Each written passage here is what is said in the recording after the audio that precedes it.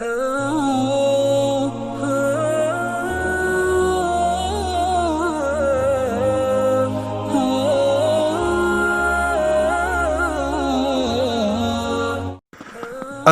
علیکم ورحمۃ اللہ وبرکاتہ۔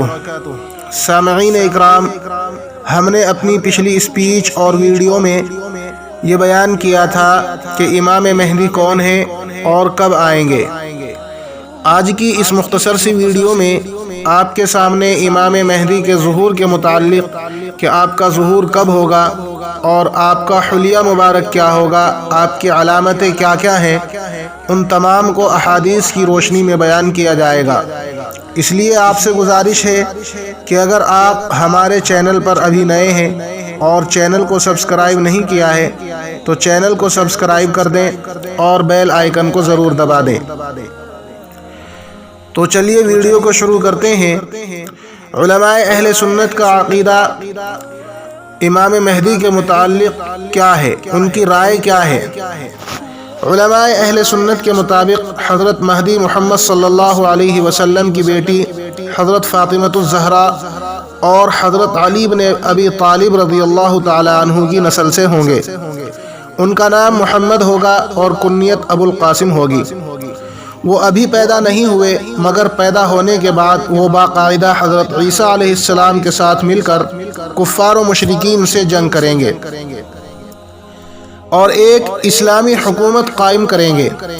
ان کی پیدائش قیامت کے نزدیک ہوگی اور ان کا ظہور مشرق سے ہوگا اور بعض روایات کے مطابق مکے سے ہوگا۔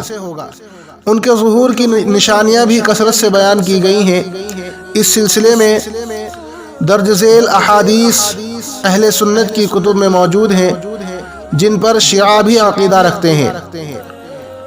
حضرت محمد صلی اللہ علیہ وآلہ وسلم نے ارشاد فرمایا کہ مہدی میرے اہل بیت میں سے ہیں۔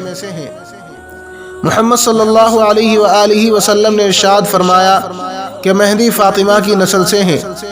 حضرت محمد رسول اللہ صلی اللہ علیہ وسلم کا ارشاد ہے کہ مہدی میرے خاندان سے ہیں اور وہ انقلاب لائیں گے اور زمین کو عدل و انصاف سے اس طرح بھر دیں گے جیسے وہ ظلم و جور سے پر ہو چکی ہو۔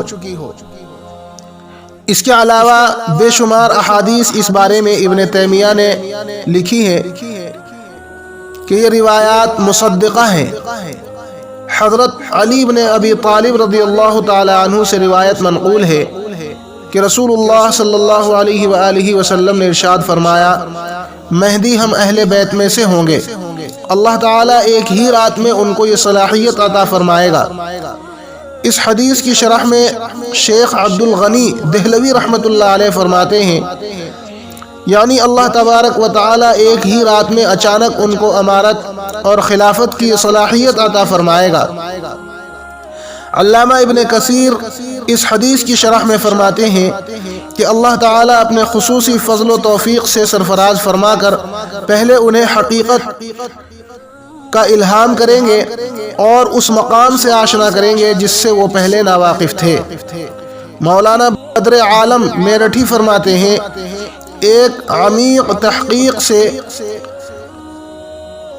اس سے حل ہو جاتی ہے، وہ یہ ہے کہ یہاں پر بعض ضعیف الایمان قلوب میں یہ سوال اٹھ سکتا ہے کہ جب حضرت مہدی ایسی کھلی ہوئی شہرت رکھتے ہیں تو پھر ان کا تعارف عوام اور خواص میں کیسے چھپا ہوا رہ سکتا ہے؟ اس لیے مصائب و آلام کے وقت ان کے ظہور کا انتظار معقول معلوم نہیں ہوتا۔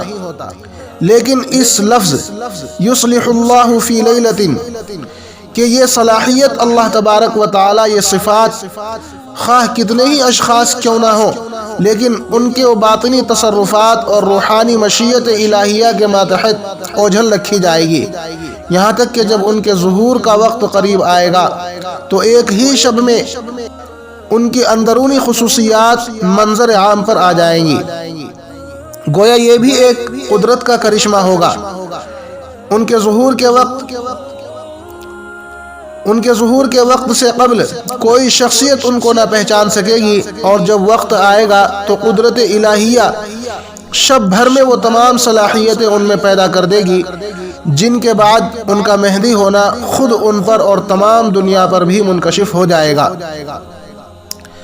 درج بالا حدیث اور اقوال کی روشنی میں یہ باتیں واضح ہوتی ہیں۔ نمبر 1، امام مہدی اس وقت پردہ غیبت میں ہے۔ نمبر 2، جھوٹے مہدی کی سب سے بڑی نشانی یہ ہے کہ وہ خود مہدی ہونے کا دعویٰ کرے گا۔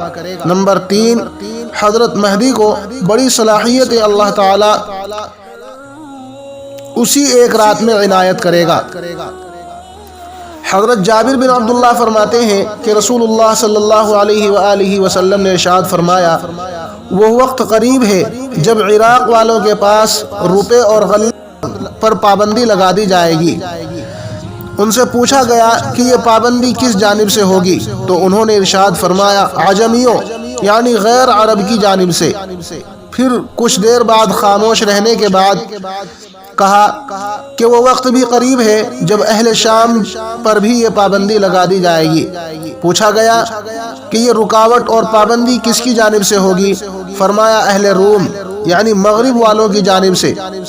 پھر فرمایا رسول اللہ صلی اللہ علیہ وسلم کا ارشاد ہے کہ میری امت میں ایک خلیفہ ہوگا جو لوگوں کو مال لب بھر بھر کے دے گا اور شمار نہیں کرے گا۔